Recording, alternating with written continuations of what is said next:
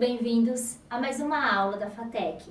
Eu sou a professora Andreia e na aula de hoje encerraremos a disciplina de Educação Especial com os seguintes tópicos: o panorama da classe hospitalar no mundo, a educação profissional, interfaces com a educação especial, síndrome de Down, desafios e perspectivas na inclusão escolar. Vamos lá? Começando pelo capítulo O Panorama da Classe Hospitalar no Mundo, segundo a autora do texto, a responsável por toda a realização desse artigo, Alessandra Barros, ela salienta que a questão hospitalar no mundo, ela trata da existência de profissionais, no caso de professores, e espaços hospitalares de ensino e aprendizagem nas enfermarias, atendendo crianças e adolescentes. Segundo Fontes 2003, quando associada à melhoria do estado clínico e ao aumento da adesão aos tratamentos médicos, a existência de escolas hospitalares é, então, afirmada em suas funções terapêuticas. Já segundo a Unesco 2006, quando associada à continuidade dos estudos e à aquisição de habilidades e competências esperadas para a idade tanto da criança quanto do adolescente, as escolas hospitalares são reafirmadas como um direito dessas crianças, já que, infelizmente, acabam tendo alguma enfermidade ou estão passando por algum problema em relação à saúde. De acordo com a autora, como eu já havia dito, Alessandra Barros, as escolas hospitalares podem ser tratadas de acordo com uma prioridade. Essa prioridade tem total relação com a infância e com a adolescência. A educação, através dessa expressão, ela pode ser tratada como humanizada. De acordo com a autora Alessandra Barros, escolas hospitalares podem ser tratadas como expressão à prioridade, tanto a infância como a adolescência. Sendo tratada como prioridade, dessa forma a sociedade acaba sendo humanizadora, tratando essas crianças e adolescentes que estão passando por momentos difíceis relacionados à sua saúde de uma forma humanizada, entendendo, levando em consideração a justiça social. Alessandra Barros também em seu artigo relata a comparação de países que apresentam escolas hospitalares, mas ela leva em consideração alguns quesitos: o PIB, o Produto Interno Bruto, e o IDH, o Índice de Desenvolvimento Humano, que são critérios que estabelecem a classificação por países desenvolvidos ou subdesenvolvidos, países pobres ou países ricos. Para realizar essa comparação, também tem que ser levado em consideração o perfil demográfico, os leitos existentes, a demanda de leitos existentes e, claro, a demanda hospitalar do país. No caso do Brasil, tendo como exemplo, existe cerca de 60 mil leitos hospitalares para crianças, no caso, pediátricos. Porém, esses recursos vêm sido reduzidos devido à ausência da manutenção, insumos e profissionais. Tem falta desses profissionais para leitos relacionados a crianças, leitos pediátricos. Finalizando então esse capítulo, esse tópico, a autora Alessandra Barros salienta que ambos os países, em totalidade, apenas a minoria apresenta uma justiça social relacionada à humanização, levando a educação a essas crianças e adolescentes. Continuando, o próximo capítulo trataremos sobre a educação profissional, interfaces com a educação especial. De acordo com o Nascimento, responsável pela realização deste artigo, Nascimento trata a educação profissional como um processo da educação continuada, que se prolonga por toda a vida do trabalhador cidadão. Já no caso da educação de pessoas com deficiência, o objetivo é favorecer a inclusão dessas pessoas no mercado de trabalho, levando o sujeito a uma capacitação profissional e a compreensão de relações sociais no trabalho. Já segundo Carlos, 2004, o termo pessoas com deficiência ou pessoas deficientes refere-se a toda e qualquer pessoa que apresenta necessidades especiais ou seja incapaz de assegurar a si mesma, total ou parcial, as necessidades de uma vida individual ou social.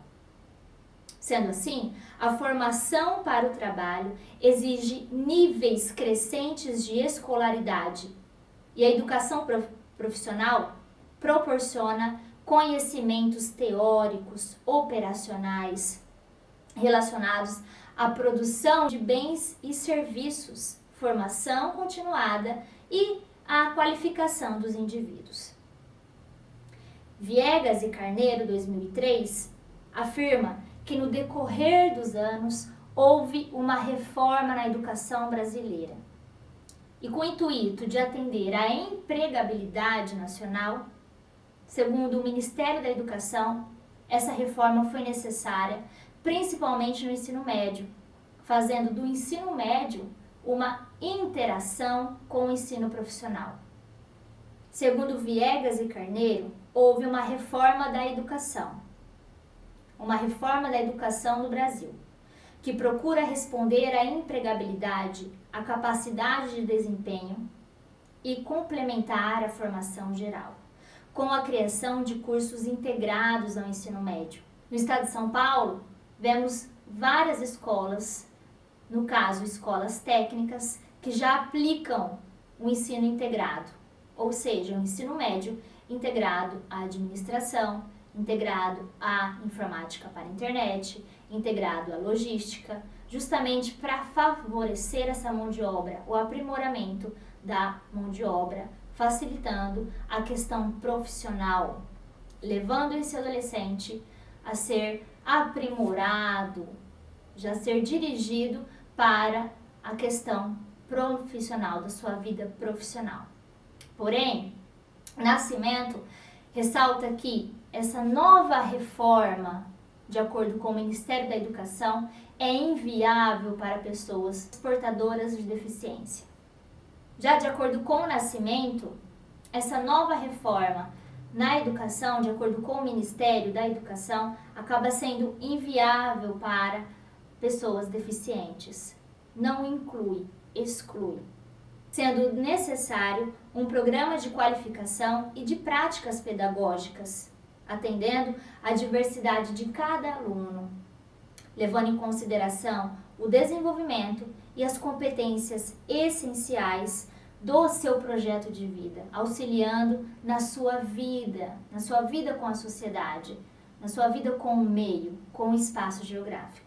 Sendo assim, o professor que se envolve e participa com a vida desse aluno com deficiência consegue apresentar as dificuldades e as possibilidades como uma forma de aprendizagem, uma forma de visualizar a sociedade e a sua vida futura, no caso, sua vida profissional, como um aprendizado, situações que o tornam mais capaz de vivenciar esse aprimoramento, essa competição no mercado de trabalho. Falando um pouco sobre a educação especial ainda, entramos na questão da síndrome de Down, desafios e perspectivas da inclusão escolar.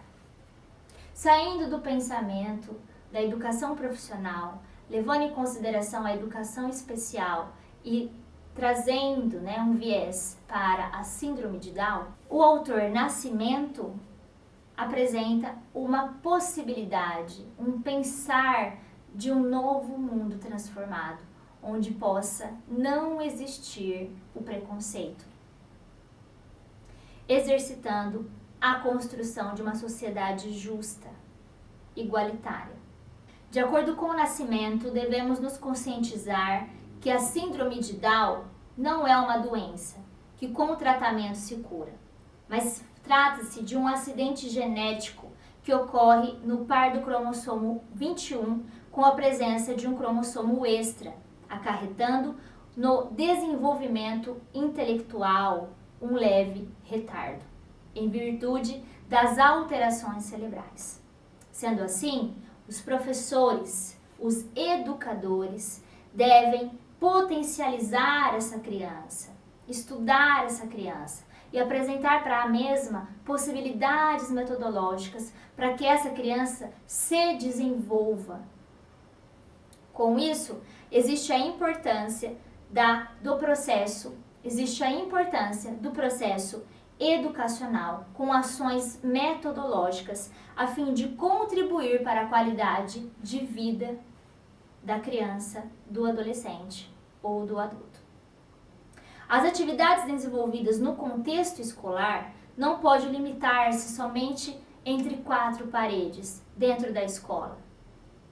As possibilidades de ensino, de aprendizagem para a criança com síndrome de Down devem extrapolar as 4 paredes, para que a criança,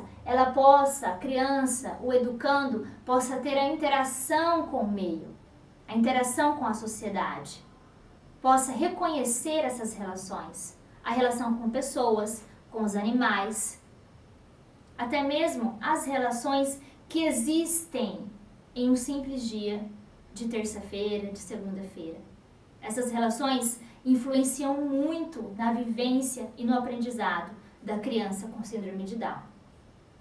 E tudo o que está à sua volta é necessário para possibilitar um contato amplo com o meio. Sendo assim, a escola precisa se adaptar o seu currículo, a sua estrutura para atender a criança com deficiência e, no caso em especial aqui, a criança com síndrome de Down. O autor, ele dá ênfase na criação de laços, a escola, a gestão, coordenação, diretor, professor, os colegas de classe, juntamente com os seus pais, com a sua família, devem andar juntos para que seja formada futuramente uma sociedade transformadora, que transforma o mundo que nós vivemos, sem preconceito, mas levando em consideração que o que nos faz iguais é a diferença.